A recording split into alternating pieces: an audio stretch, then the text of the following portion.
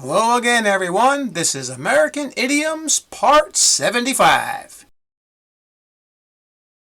This is the 75th video in my American Idiom series, and like the others, I'll present 5 idioms to you numbered 371 to 375. But first, I'll give you a chance to guess their meanings. Then I'll give you the answers along with an additional example for each new idiom. I also recommend that you pause the video at each question to give yourself some extra time to think of the answers. So, are you ready? Okay, here we go. Number 371. To gold brick. And the example is, I'm not surprised Benny got fired because he's been known to gold brick at work when the boss isn't watching him. Can you guess the meaning?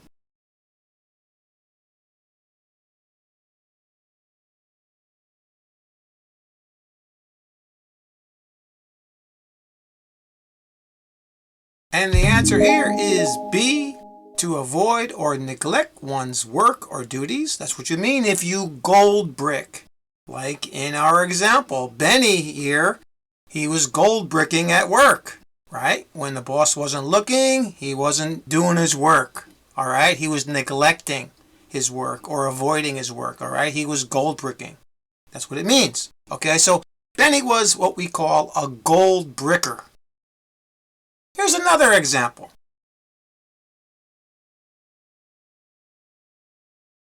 Many of my classmates gold bricked while our teacher reviewed the material that was on our final exam, and because of this, they all failed it. So the classmates in this person's class were gold bricking while they should have been reviewing for the test. Okay, they were neglecting their work or their duty, right? And because of this, they failed the test. Got it? And now for number 372. To not stand for something. And the example is, we have a very strict English teacher, and he won't stand for anyone talking in his class while he is teaching. Can you guess the meaning?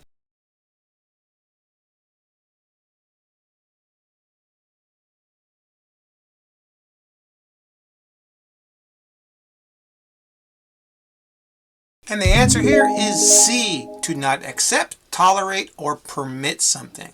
That's what it means if you won't stand for something. All right? Like in our example, this English teacher would not stand for, he would not tolerate or permit anyone talking while he was teaching his class, okay, which I think is pretty normal, okay, but he wouldn't stand for it. He wouldn't accept this. Like our next example.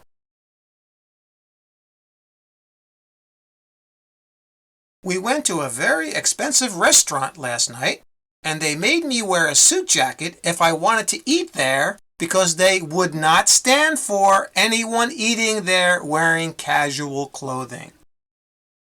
All right, you may have experienced this if you went to a restaurant where it was very expensive, maybe very fancy, and they won't let you go in there and eat if you're not dressed properly. All right, they even have a jacket for men to wear. If they don't have a jacket, a suit jacket to wear. Okay, and that's what happened here. They wouldn't stand for anyone eating there dressed casually. Got it? That's what it means by they wouldn't tolerate this person not dressed properly. And now for number 373. In the thick of something. And the example is, when things get busy at work, some people get stressed out while others love being in the thick of the action. Can you guess the meaning?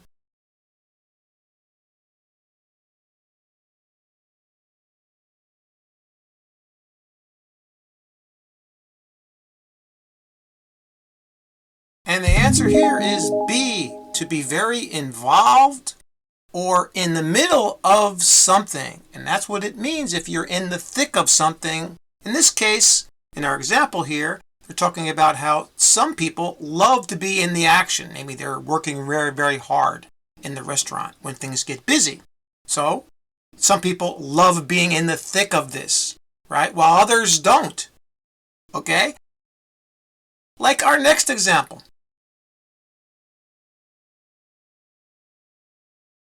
Captain Jones was seriously wounded because he was in the thick of a major battle in the war.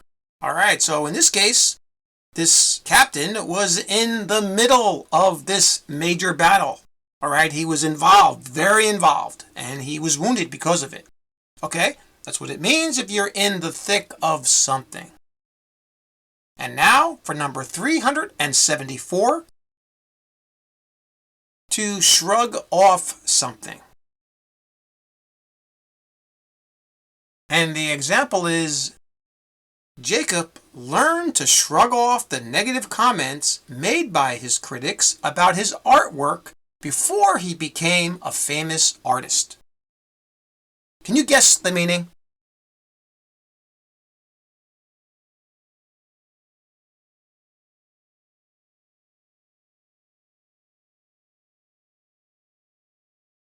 And the answer here is A, to ignore or minimize the importance of something. And that's what Jacob did in our example, right? He shrugged off these negative comments. He ignored them or he minimized them, right? To the point where they can say whatever they want. I'm going to do my job. I'm going to create some artwork. And that's what he did.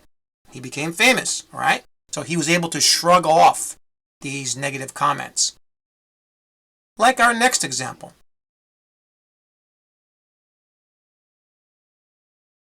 Marco shrugged off his father's advice and bought the used car he was talking to him about. But now he regrets it because his father was right.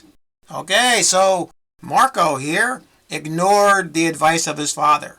He minimized the importance of this advice. And what happened? He regrets his decision. And probably because the car was no good and he should have listened to his father. Okay? But he shrugged him off. And now for our final idiom, number 375. To carry excess baggage. And the example is, her ex-husband carried a lot of excess baggage into their marriage, and it was the main reason for their divorce. Can you guess the meaning?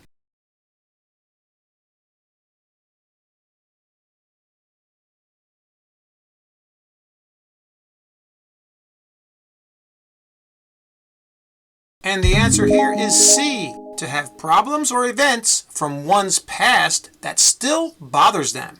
So like our example here, this person's ex-husband must have had many problems or something that happened to him in the past. And that's what caused this divorce. All right? Because he had this excess baggage, these problems, or these things that bothered him. All right? That's how it's used. Like our next example.